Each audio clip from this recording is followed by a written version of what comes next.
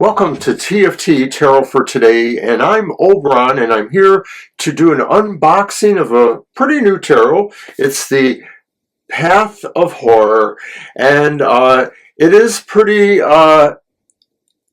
bright and garish, but I kind of like it. You knew I would. There's its guidebook.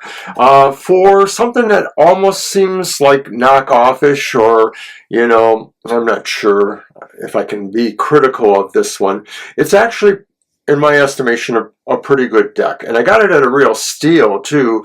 Banshee found it for me. The cards themselves are really good stock. She called them linen. I'm not aware of all those things. They should be easy to shuffle. The overall idea here is that it's very much influenced by some of your typical kind of Gothic horror, maybe even, I'm not even sure if I have the right words, a little bit on the more garish, like I said, or cartoonish side. It immediately draws comparisons with a tarot I got several years ago, and I did an unboxing for that one too, so that had to have been 4 to 5 years ago maybe. The Ghoulish Garbs Terror Tarot. This particular set is only just the major arcana, but it has the same kind of aesthetic in the art design. It's more skulls and ghouls and that kind of thing. And it even also bears a resemblance to this deck, the Beauty of Horror. The Beauty of Horror. And I don't remember if I did that as an unboxing, maybe because it was already out for a while. And once again, it's more like that. It has a quality that reminds me a little bit of the 1950s EC comics, horror comics that, just pretty much had that kind of detail for ghouls, zombies, ghosts, demons, and devils. At any rate, I purchased this deck, and it's notable that it literally every card has a large bright red is the predominant color, but there's some yellows, oranges, and blacks, of course, for shadows. So the color scheme is very much vivid in that reddish orange way. I suppose there's not too much more I would say about it, other than I think the guidebook is adequate. There are some liberties, skulls are cups, Bibles are wands, hellfires are pentacles. What's the other one? The Viking horns are swords. So it's all explained in the booklet. The booklet's pretty good. It even has reverse meanings. I think there's a spread specifically. No, there isn't. There's no specific spreads for this deck. So have at it. So without any further delay, let us go ahead and show these cards. So we'll start in the major arcana, and it's the Fool.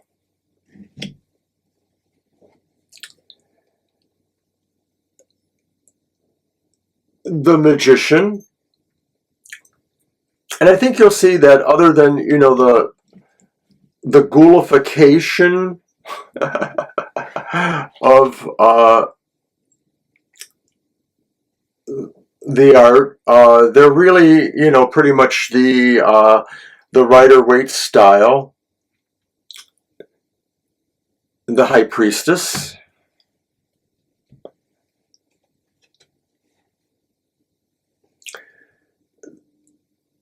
The Empress.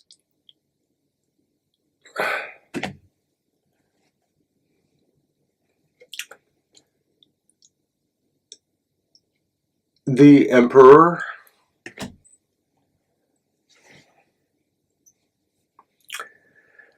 Lots of skeletons and skulls. The Hierophant. By the way, there's the back. So you can't tell if it's reversed or upright when you're reading it. That's a plus, in my opinion. All right, and the Lovers is definitely some sense of inversion,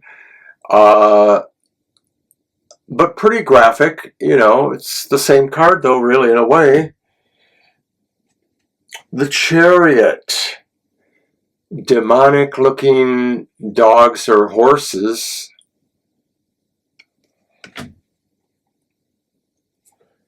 Strength.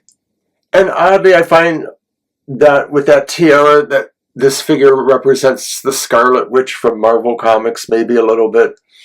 And of course, from an allegory point of view, her profile or story sort of resembles that in a way. And here is the Hermit. So the vivid reds and oranges are broken up by some other colors, whites or blacks. All of the legends, you know, Wheel of Fortune here, are in green. Kind of a semi-lighter green that stands out a little bit, so it's not lost. There's Justice.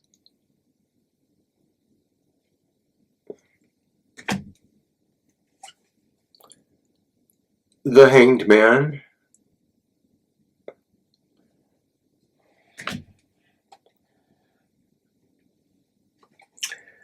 And Death is pretty grim. The horse's bones are showing.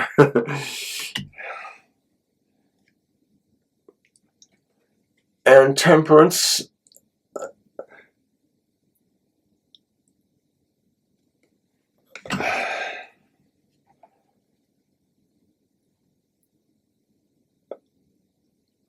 The Devil.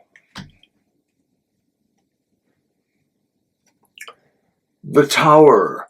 It almost looks like a nuclear blast at the top there.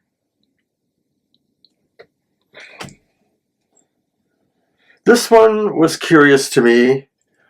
The Star, because I swear, you know, that's a vagina with teeth in the center there.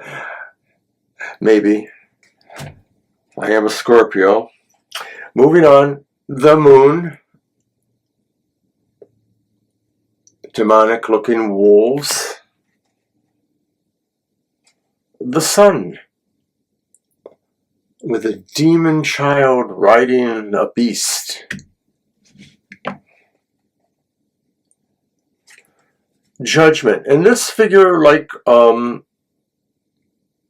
couple back, it sort of looks like it's an angel, but, you know, it's not really. You know, there's some, it's a beautiful devil, a handsome devil. The World. Ends the major arcana. So then we move into the suit of skulls, which are cups. The Ace of Skulls.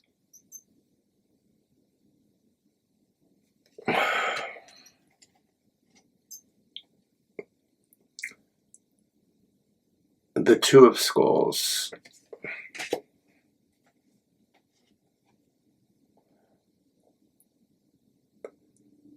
It's still a party. The Three of Skulls.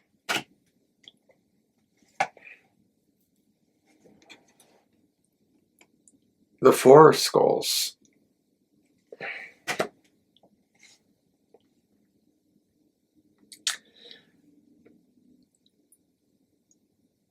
And the Five of Skulls. And of course, it seems like the two off to one side are not noticed, or that is the typical. The Six of Skulls. The Seven of Skulls.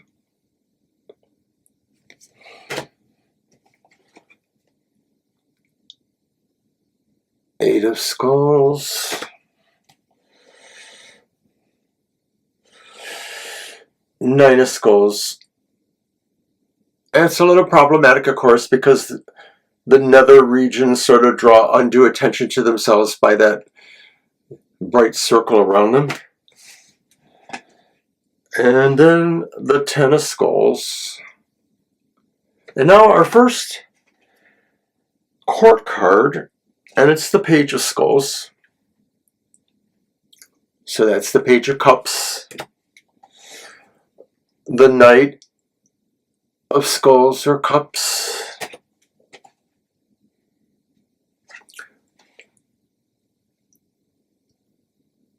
The Queen of Skulls.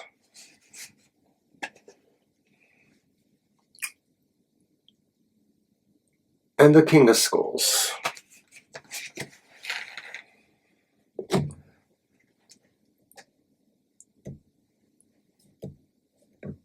So we're going to move into the Bible's suit, which are wands.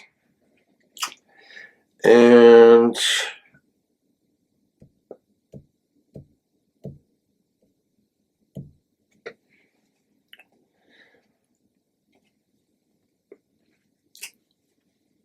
the Ace of Bibles.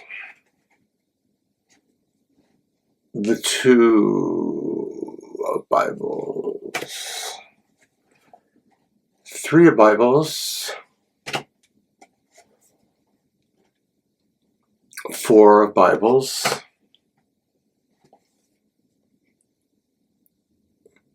Five of Bibles.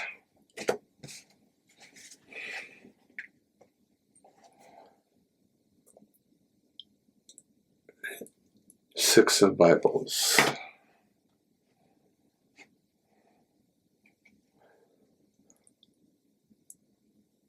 Seven of Bibles.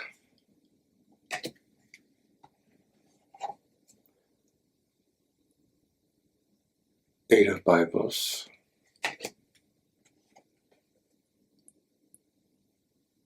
Nine of Bibles.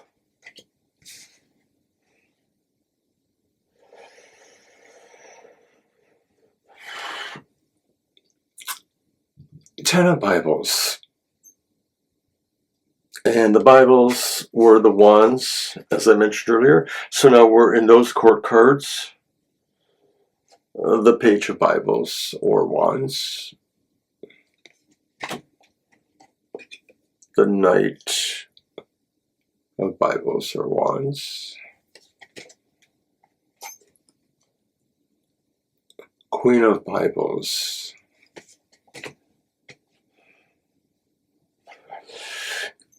And the King of Bibles.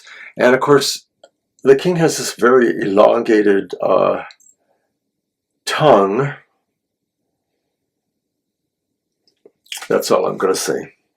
All right, so to the swords, which are called Viking horns. The Ace of Viking horns. The Two of Viking horns.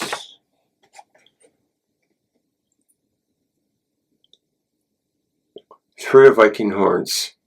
So it's kind of like a heart as a skull. That's not a little bit creepy.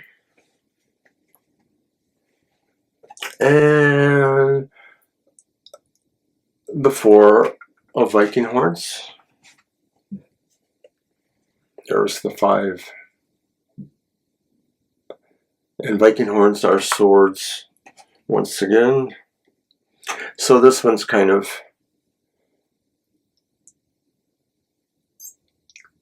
memory laden, you know. Six of Viking horns. Reminds you of the river Styx and the boatman. Seven of swords or Viking horns.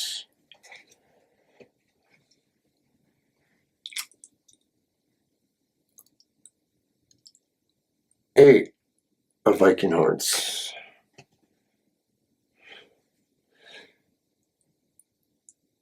Nine of Viking horns.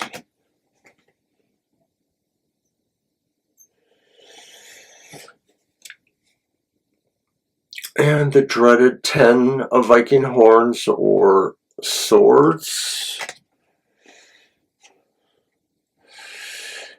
The Page of Viking horns. the Knight of Viking Horns,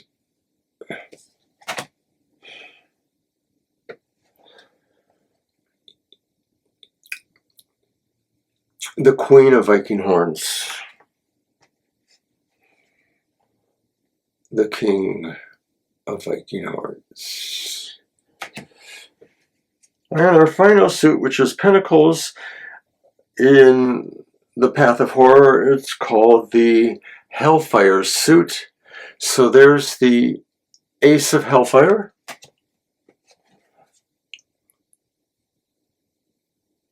the Two of Hellfire, Three of Hellfire, Four of Hellfire, Five of Hellfire, Six of Hellfire, Seven of Hellfire, the Eight of Hellfires,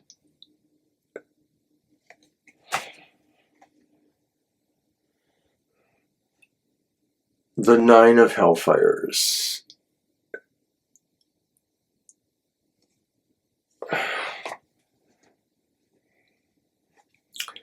the Ten of Hellfires,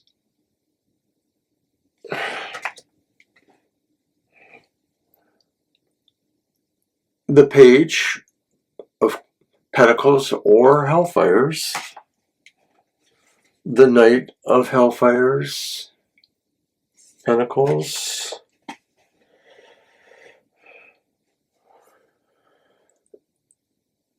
the Queen of Hellfires, and finally the King of Hellfires.